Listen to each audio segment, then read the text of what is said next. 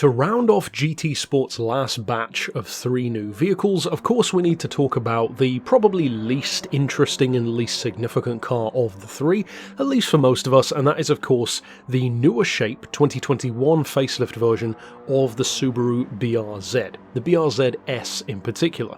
Now, we could talk all day long, or at least I certainly could, about the merit or lack thereof of adding facelifts and multiple variants of various vehicles within Gran Turismo. But at this point, it's such a part of the franchise that it's clearly not going to change anytime soon, and even though they've pared it back a lot, it is still very much something that's going to happen. I personally believe, for example, that Polyphony will probably add the manual gearbox version of the new Supra to the game at some point. Because even though that makes no difference whatsoever to gameplay, I think they'll just do it anyway. This almost feels like one of those occasions. Now with that in mind though, I was originally going to do this as a paired review between the Subaru and the newer shaped Toyota, but to give the car more, of its own moment in the sun, we'll talk about this one on its own. So what are the differences? What kind of improvements are there, or is it just a visual change? Well, simply put, no, it does have improved performance over the normal model, 231 horsepower, the weight isn't changed too much, at 1270 kilos though, and the performance points is a fairly reasonable 484.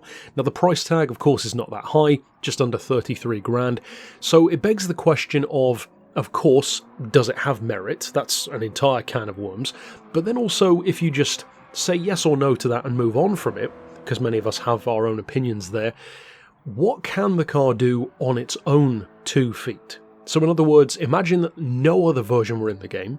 Is this one good or bad, just on its own? Well, in terms of this platform, be it the Toyota, be it the Subaru, there are certain things that these cars are naturally gifted at. And I do believe that this is one of those cars where a lot of the reason why I think Kaz, for example, probably really loves this car, I've got a feeling that's probably why we see so many variations of the 86 platform, because Kaz is doubtless a fan of it himself, is because this reminds me of occasions where I've reviewed real cars on the channel, and then when you compare it to the version that you have in a game, a prime example being, for instance, the Jaguar XFR in Gran Turismo 6, which is one of the worst cars in the game in terms of how bad it looks and how it's represented, compared to real life in Beards and Cars, I gave it my Car of the Year award in 2020. So that's the difference that can sometimes happen between the things that make a car great in real life and the things which just don't translate that well into a game. Now to me, I think the 86 platform is probably one of those occasions wherein 9/10 of what make it so popular and so good are just the sheer driving pleasure which it gives you. A similar thing could be said about the Mazda MX-5, for example. It's just really fun. You can't fully translate that into a game. What you can translate, though, at least to some degree, is just the textbook aspects of what make a car good or what it's good at. So in this case, it's already a pretty good drift platform. Again, 86 is in the name. It's a throwback, of course, to the Sprinter, the Corolla, the AE86. Itself a fantastic drift car even in stock form, and an iconic one for good reason. The Subaru is just a facelift, so it has that same strong underlying drift potential.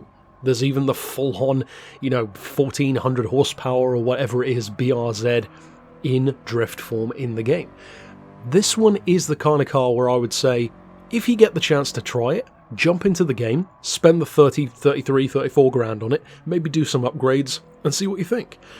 If you're not playing GT7, and you're thinking about coming back, especially of course this argument would have been more apropos when this update first came out, that it's definitely not the kind of car that you'll be saying, oh, I can finally come back to Gran Turismo 7 and all of my prayers have been answered now that the facelifted Subaru is in the game. So it definitely doesn't live up to the racing version in terms of how significant it feels within the roster, but I don't think many people really would have expected that anyway. However, this car can be a really good little contender in those lower point categories. So for example, the power output on this car being around 230 means that you could feasibly detune it to maybe 200 horsepower or so, maybe even down around the Honda Integra kind of territory, or even lower to like 180 horsepower like something like an Abarth would have. Then if you drop the weight or even keep it roughly as it is, you could quite feasibly have yourself a nice little 450, 475 point vehicle for lower level racing. Then of course if you add stuff like the aero, that brings the points down even further, but you get the trade-off of even more downforce and more grip and better cornering. So in other words, I think one of the reasons why this platform, be it the Toyota or the Subaru, is a useful car in Gran Turismo, and in every Gran Turismo game where the platform is featured, is it has kind of a cup car approach. Kind of like the old Volkswagen Lupo Cup cars or the Beetle Cup car, and a number of others too, wherein they don't need a huge amount of power because the car itself isn't all that big, the weight isn't all that much, and it really is a car that straight from the factory is designed for cornering first. So it's a fairly obvious conclusion to come to in this review, but of course I can't necessarily come out of left field and say something that you weren't expecting if the car just doesn't offer that. So in other words, this really is what you expect it to be. Whether or not it's necessary to be added to the game is a whole different can of worms. As far as how it stands on its own 2 feet though, regardless of other variations, it's a great little platform. On a personal note, I actually do quite like the look of this one. I am a fan of the facelift.